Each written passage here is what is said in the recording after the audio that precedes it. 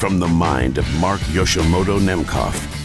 New settings for the Earthworks Ethos and the Earthworks Icon Pro that I wanted to share with you.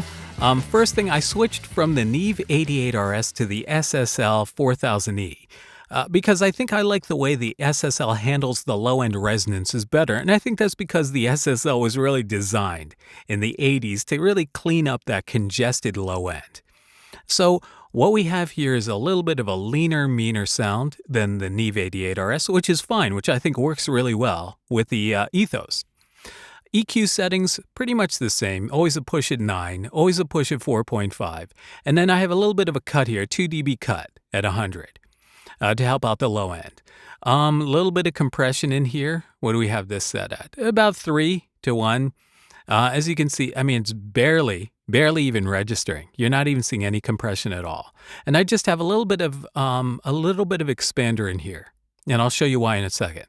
So going down the chain, so the reason I have this expander is because I've taken the DFC out, and I noticed that here with the DFC in, right? You hear that? It's a little bit more congested, and I think that what happens is there's this certain kind of like glue that the DFC adds.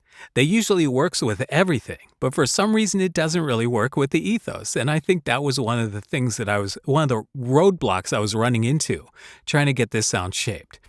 So what I've actually done is I've gone into Oxford Dynamic EQ, and I've changed some of the clarity settings here. I'm going to show you what I did. So here, with EQ point number 2, I set this to 60 Hertz with a target of -7. And the threshold is set right about here, right about 10 o'clock. And so what we're getting is a lot of low end. We're killing a lot of low end. We're getting about 6 to 7 dB. Really, it's more like, you can see it's really more like 4 to 6 dB. And if I take it out, you hear exactly what it's affecting. So with it in, it's much better. And then I also added this second point here. This is point 1. And this is the way this is set up in clarity.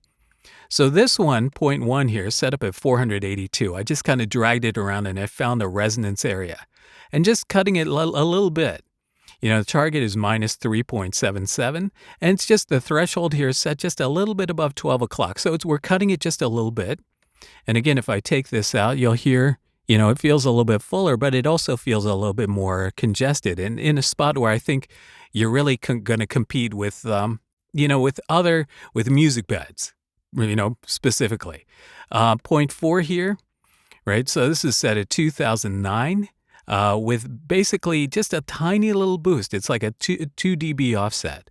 And so this is a point in clarity that I think already exists, so I didn't really do anything. And then I changed 5. I dragged 5 up to 16.8. And so I'm getting a little bit more of a boost overall here. It's kind of really, as you'll see, right? This is set as a low shelf, right? Not a bell. If I set it as a bell, you get that. But if I set it as a low shelf, right, you get a little bit more of this. And I think it adds something really nice here. Again, let me take this out and you'll hear what happens. So it's a little bit more clear with that. So I think overall, this really works a lot better than what I had before. So this is really the big secret here, taking DFC out and changing these dynamic EQ points. Now, I'm not really much of a dynamic EQ guy, but I think I'm turning into one. So I like this sound for the Ethos, but let me show you what I did with the Icon Pro. So with the Icon Pro over here, right, let me switch. All right, so with the Icon Pro, right, I definitely think this sounds much better. So what we have is the same chain, right, Neve 88RS, pretty much the same thing. And I have a little bit of a boost here at about, that's not really 9. What was that, 11.5? And this is all the same stuff that I had before, really.